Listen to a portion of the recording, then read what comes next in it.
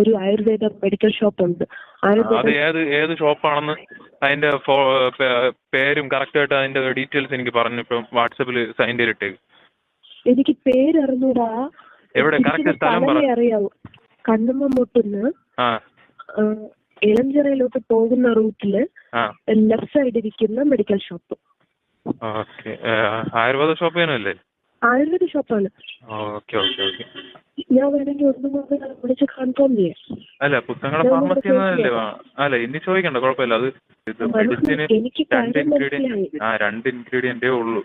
അതാണ് ഞാൻ ആദ്യം കോകിലാക്ഷൻ കഷായം എന്ന് പറഞ്ഞപ്പോൾ എനിക്കറിയാം. അപ്പോൾ നോക്കിയപ്പോൾ അത് അങ്ങനെ വേറെ പ്രോബ്ലം ഇല്ല. പിന്നെയാണ് ഒരു ഡൗട്ട് തോന്നി, അതിൽ ചില ഫാർമസിക്കാർ ഒരു മരുന്ന് കൂടെ ആഡ് ചെയ്യും. അപ്പം ഇനി അതിനാണോ പ്രോബ്ലം എന്ന് അറിയാൻ വേണ്ടിയാണ് ഞാൻ ഏത് ഫാർമസിയിൽ നിന്നാണ് വാങ്ങിയെന്ന് ചോദിക്കാൻ പറഞ്ഞത്. അപ്പം ഇങ്ങനെ ഡോക്ടർ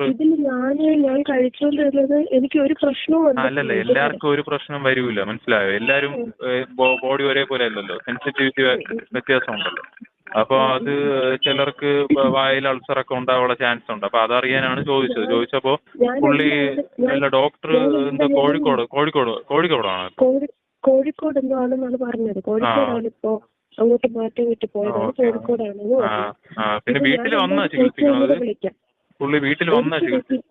ഒരിക്കൽ വീട്ടിൽ വന്നായിരുന്നു. ഇവിടെ എന്തോ ആവശ്യത്തിന് വന്ന സമയത്താണ് ചേച്ചി വിളിച്ചുകൊണ്ട് വന്നത്. ഒരിക്കൽ വീട്ടിൽ വന്ന് എന്നെ നോക്കിയിട്ട് പോയതാ. അപ്പോഴാണല്ലേ മരുന്ന് എഴുതിയത്? അപ്പോഴാണ് എഴുതിയത്. ബാക്കിയുള്ളത് എന്റെ ചേച്ചി ഫിസിയോതെറാപ്പിസ്റ്റ് ആണ്. അപ്പോൾ ആണ് ബാക്കിയുള്ള കാര്യങ്ങളൊക്കെ നോക്കുന്നതൊക്കെ. അല്ലാതെ പുറത്തൊരു ആയുർവേദ ഹോസ്പിറ്റലിലൊക്കെ പോയിട്ട് എനിക്ക് ബുദ്ധിമുട്ടിന് കുറവൊന്നും ഇല്ലായിരുന്നു. അത് അറിയാം, ഞാൻ പറഞ്ഞിട്ടുണ്ട്. അത് മനസ്സിലായി. അപ്പൊ ഇത് ഞങ്ങളപ്പോ അതിനെ നോക്കിക്കോളാം. കാരണം അതിന് എന്തെങ്കിലും പ്രോബ്ലം ഉണ്ടോന്ന് അറിയണം. എങ്കിലേ കറക്റ്റ് ആയിട്ട് ഇപ്പൊ ഡയഗ്നോസ് ചെയ്യാൻ പറ്റിയിട്ടില്ല എന്താണ് പ്രശ്നമെന്ന്. അപ്പൊ അത് ഇല്ല, കുഴപ്പമില്ല. എന്നാലും അവന് ഇൻഫെക്ഷൻ ഒക്കെ ഉണ്ട്. ഫുള്ള് കിഡ്നിയിലും ലിവറിലും ഇൻഫെക്ഷൻ ഉണ്ട്. അപ്പൊ അതിനിപ്പോ ഇത് എന്താണെന്ന് അറിയണം. അതിനുവേണ്ടിയാണ് നിങ്ങളുടെ അടുത്ത് ചോദിച്ചത്. അപ്പൊ നിങ്ങൾക്ക് നമ്പർ തരാൻ പേഴ്സണൽ നമ്പറാണ്.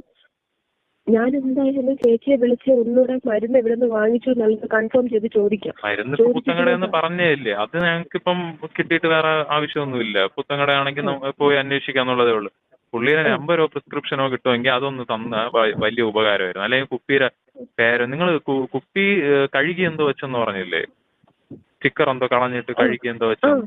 അപ്പൊ അതിന്റെ അടപ്പിന്റെ ഫോട്ടോ ഒന്ന് എനിക്കൊന്ന് ഇപ്പൊ എടുത്തിട്ടൊന്ന് സജിന്റെ വാട്സാപ്പിൽ ഒന്ന് അയച്ചാൽ മതി. കുപ്പിയിലൊരു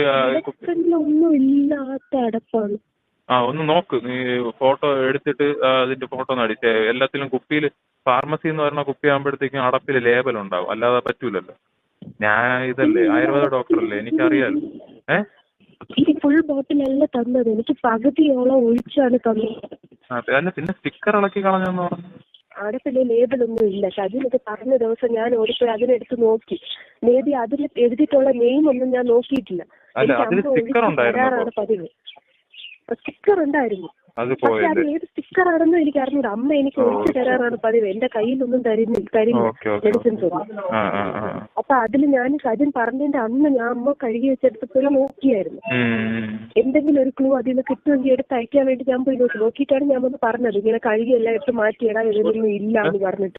അങ്ങനെയാണ് അതുകൊണ്ടാണ് ഞാൻ അന്നേ അവന്റെ അടുത്ത് പറഞ്ഞത് അതൊന്നും കിട്ടാനുള്ള ചാൻസ് ഇല്ല എന്ന് ഞാൻ പറഞ്ഞു. കുടിച്ചിട്ട് എങ്ങനെ ഛർദ്ദിച്ചത്? ഏത് കളറായിരുന്നു?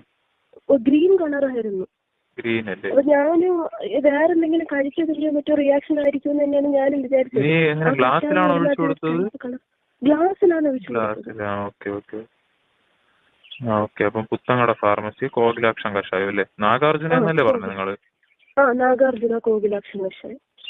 നാഗാർജുന ഫാർമസിന്റെ പേരാണല്ലോ. നാഗാർജുന കോകിലാക്ഷൻ കഷായം എന്നുള്ള ഇതിന്റെ ഇതാണ്, ഫോട്ടോയാണ് അവൾ എനിക്ക് അയച്ചു തന്നത്. അയച്ചു തന്നിട്ട് അവള് വാങ്ങുന്നത് പുത്തൻകടയിൽ നിന്നാണ് എന്റെ അടുത്ത് പറഞ്ഞു. ഞാൻ എന്തായാലും ഒന്നുകൂടെ വിളിച്ച് ഞാൻ ചോദിച്ചു നോക്കാം. അയാളെ നമ്പരോ അഡ്രസ്സോ കിട്ടുമെങ്കിൽ അതൊന്ന് തന്നാ. അവള് വീട്ടിൽ മൊബൈലിൽ നിന്ന് എടുക്കാൻ ശ്രമിക്കുക, അല്ലാതെ അവള് തരുന്നില്ല. എനിക്ക് കാര്യമൊന്നും നേരെ കൊണ്ട് പറയാനും പറ്റില്ല. അതുകൊണ്ട് നീ ഇങ്ങനെ പറ, നിനക്കൊരു ഫ്രണ്ട് ഉണ്ട്, ഒരു പെൺകുട്ടിയാണ്, അവർക്ക് ഇങ്ങനെ ഇത് സെയിം പ്രോബ്ലം ഉണ്ട്, ഇത് കാണിക്കണമെന്ന് പറയാം, കൺസൾട്ട് ചെയ്യാൻ വരുന്നു. അല്ല നിങ്ങൾക്ക് എന്തായിരുന്നു പ്രോബ്ലം? നിനക്കെന്താ ഇത് എനിക്ക് എന്ത് പെയിന്? എനിക്ക് പെയിനിനോ? നടുവേദന, കാലിന്റെ അങ്ങോട്ട് അങ്ങനെയുള്ള വേദനയാണ്. അതിന് ഒരുപാട് തന്നെയാണല്ലേ? നീ ട്രീറ്റ്മെന്റ് എത്ര വെച്ചാ കുടിക്കണത്? നോക്കിയിട്ടൊന്നും നടക്കുന്നില്ല. രാവിലെ അല്ല എത്ര ക്വാണ്ടിറ്റി വെച്ചാ കുടിക്കണത് ഡെയിലി? എനിക്ക് ഇതിൽ ഒരു ടൈപ്പ് ഓഫ് ഒരു സാധനമുണ്ട്. അതിൽ അളന്നിട്ട് 2 ഗന്ധമാണ് തരുന്നത്. അളക്കണ സാധനത്തില് 2 എണ്ണം? 2 എണ്ണം. എപ്പോഴോ? രാവിലെ മാത്രമോ? രാവിലെയും വൈകിട്ടും ഉണ്ട്. 2 നേരം? ഭയങ്കര കയ്പാണ്. കഷായം ഇപ്പൊ കയ്പാണല്ലോ, അതെനിക്കറിയാം. അതാണ് ഞാൻ പറഞ്ഞത്. ഞാൻ ഫസ്റ്റ് ദിവസം പോയി ഛർദ്ദിക്കുകയൊക്കെ ചെയ്തായിരുന്നു. അപ്പൊ ഞാൻ ഛർദ്ദിച്ചപ്പോ ഞാൻ കരുതിയത് അതിന്റെ എന്തെങ്കിലും ആയിരിക്കും എന്നൊക്കെയാണ്. അല്ല ഇപ്പൊ എന്തായാലും എന്തോ ഉള്ളിലോട്ട് എന്തോ ഒരു ഇത് ഉള്ളിലോട്ട് പോയിട്ടുണ്ട്. അപ്പം അതാണ് ഇപ്പം എങ്ങനെയാണ് കണ്ടുപിടിക്കേണ്ടതെന്ന് പറഞ്ഞോട് അത് കണ്ടുപിടിച്ചത്. അവയെന്ന് വിളിച്ചത് ഇനി ഇത് നിന്റെ അടുത്ത് സംസാരിക്കാൻ വേണ്ടിയാണ്, കുഴപ്പമൊന്നുമില്ലെന്ന് പറയാൻ. മനസ്സിലായോ? ഒരു സമാധാനം ഇല്ലായിരുന്നു. എനിക്ക് ഒന്നും അറിയാനും പറ്റണില്ല. സജിന്റെ അടുത്ത് മെസ്സേജ് ചോദിക്കാത്തത് ഇത് അതിനുശേഷം പിന്നെ ഒന്നും ചോദിച്ചില്ലല്ലോ തിങ്കളാഴ്ച അറിഞ്ഞതിന് ശേഷം?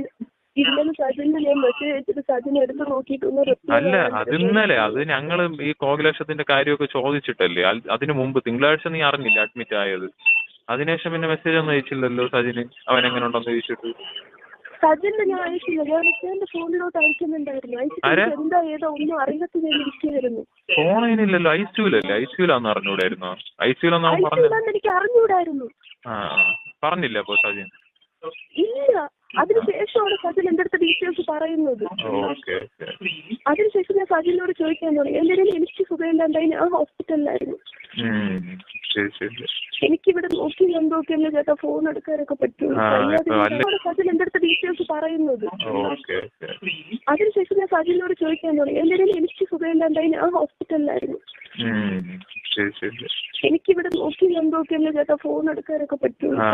അല്ല ഈ ഹോസ്പിറ്റലിലെ ഡോക്ടർമാരിങ്ങനെ അവർക്കിങ്ങനെ ഒരുപാട് മരുന്നിൽ എന്തെങ്കിലും റിയാക്ഷൻ ആണോ എന്നാണ് അവർക്കുള്ള ഡൗട്ട്. എന്തെങ്കിലും ഇപ്പൊ അങ്ങനെയാണ് കാര്യം. ഇപ്പം എന്തായാലും അതിന് നോക്കണം. എന്തായാലും പുത്തങ്കട ഫാർമസിയിൽ പോയിട്ട് ഡോക്ടർ അരുണല്ലേ പുത്തങ്കട ഉണ്ടായിരുന്ന ഡോക്ടർ അരുണല്ലേ? അരുൺ ഡോക്ടർ.